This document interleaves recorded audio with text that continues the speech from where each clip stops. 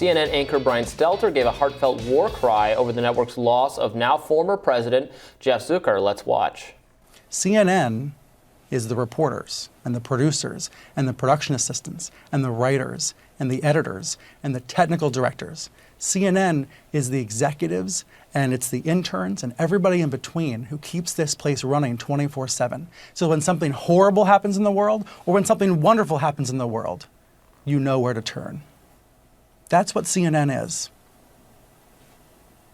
We lost our leader this week, but we're not going anywhere. Not going anywhere could also be said of the streaming channel Zucker had been building before his departure. According to CNBC, it looks like the CNN Plus may be dead before it launches now that Zucker has left the company. Deputy editor at Newsweek, great friend of the show, Batya Ungar-Sargon, joins us now to discuss. Welcome, Batya. Thank you. So we obviously were, discussing the Zucker fallout a little bit, actually a lot on the show last week. Now it's been a couple more days. What are your thoughts on the fallout at this point?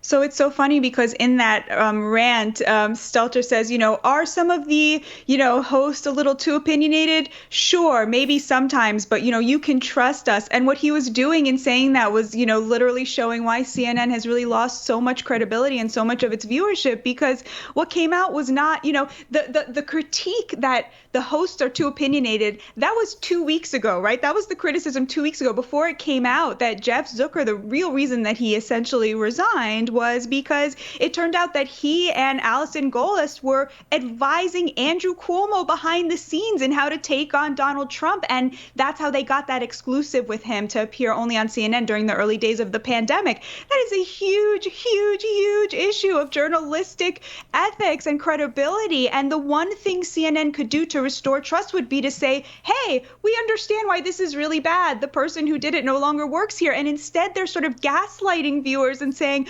oh, yeah, are we a little too opinionated? Maybe sometimes. It's like, no. There's a much bigger issue at stake here, and we really need you to address it. And so what is up with CNN Plus? So this is or was going to be their streaming service. I guess that, would it be free? Was the plan that basically anybody could watch it, or you would have to, it'd be part of some bundled thing? I think they're just too scared to go up against Rising. Yeah. I mean, there's just no room. We've elbowed everyone out of this, although we don't even stream. Wait till we do.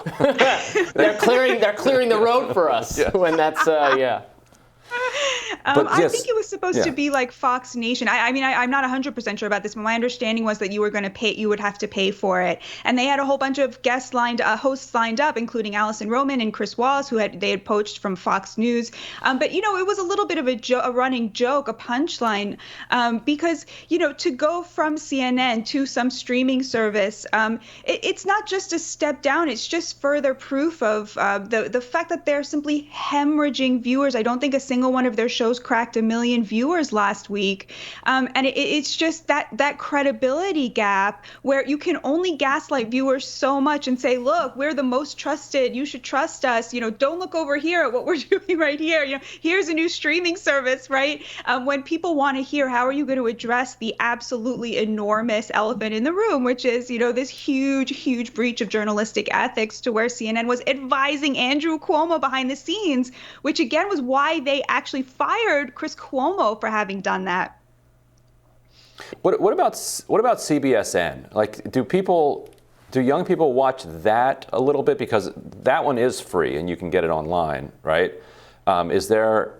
Because I think some of the reason that people don't watch cable is that it's terrible. Some of the other reason that people don't watch it is that you have to pay for cable and you have to find it on your set, whereas CBSN seems to have kind of cracked that a little bit by just giving it to everybody for free. So how are cable executives looking at this kind of new potential? It seems like they're trying to replicate what they do on cable, on streaming services. But to me, it seems like, and you guys would know this better than I do, but that streaming audiences are coming to streaming services for very different things than they're going to cable. They don't want a cable show on a streaming network. They're coming to something that more closely reflects, where they are at in terms of, for example, your audience, right? They have a very, very clear sense of who the people, the hosts are, what their views are, how to get in conversation with them. They're not coming to, I don't think people want to see Brian Stelter or, Jake Tapper on a streaming service. What they want from a streaming service is something, a little bit more scrappy maybe, but something that really has a point of view, that reflects their point of view and is not caught up in, like Democratic Party politics the way it turns out that CNN was.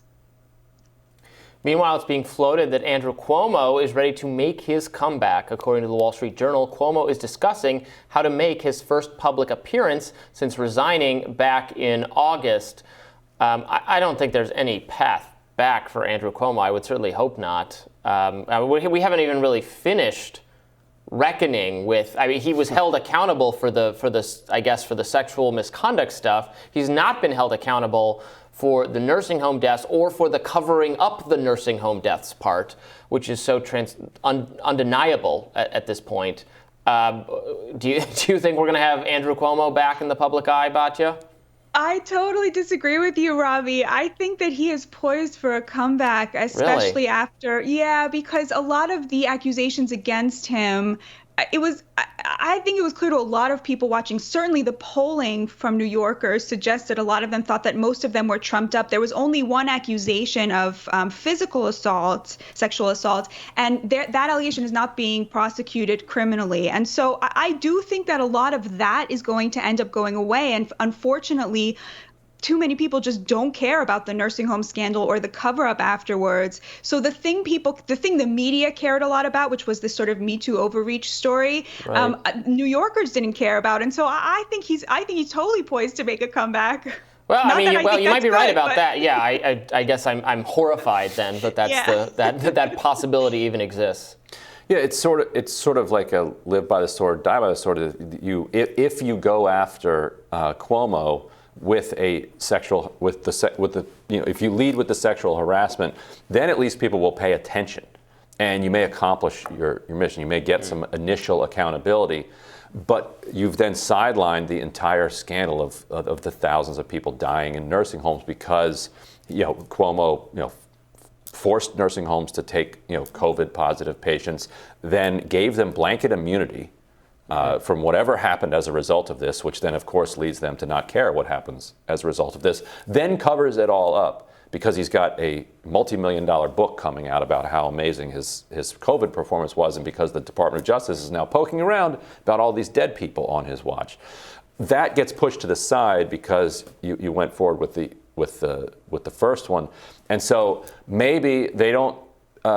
Maybe they get nowhere if they had led with the nursing home scandal, but I guess we wouldn't know because that's just not how it's done. It's almost a little bit like the Zucker resignation. He's resigning for not disclosing a consensual relationship, something all of us don't care about. Okay, right. Why? Who cares? Right. But when what we're beginning to understand, perhaps, is that there might have been more serious wrongdoing in terms of how that relationship and how their proximity to the Cuomo administration, to both Cuomos, might have guided their coverage. As you just mentioned, Batya, when the news first broke, reporters stated that Zucker had resigned over an undisclosed romantic relationship with his colleague, which Warner Media had rules against. But now the reports are coming out that he advised then New York Governor Andrew Cuomo what to say during the former governor's primetime slot with his brother, former CNN anchor Chris Cuomo. Reports also say that Zucker advised Chris Cuomo on how to respond, how to criticize former President Trump to make it more compelling TV, all that kind of thing. Meanwhile, it's being, I think that could end up being the bigger story. I mean, one hopes, right? You never know. But One hopes. I really think the combination of, hemorrhaging viewers and this sort of huge journalistic lapse, and then compare that with the fact that last week it came out that Fox News is actually getting more Democrats watching than either CNN or MSNBC, and I believe both of them put together. You have just a real crisis in credibility, which is what, we keep coming back to on this show. And it's hard to see how, like, without accountability, without simply saying, look, we know that this was wrong, here's what we're going to do to make sure it doesn't happen again, how they restore that credibility.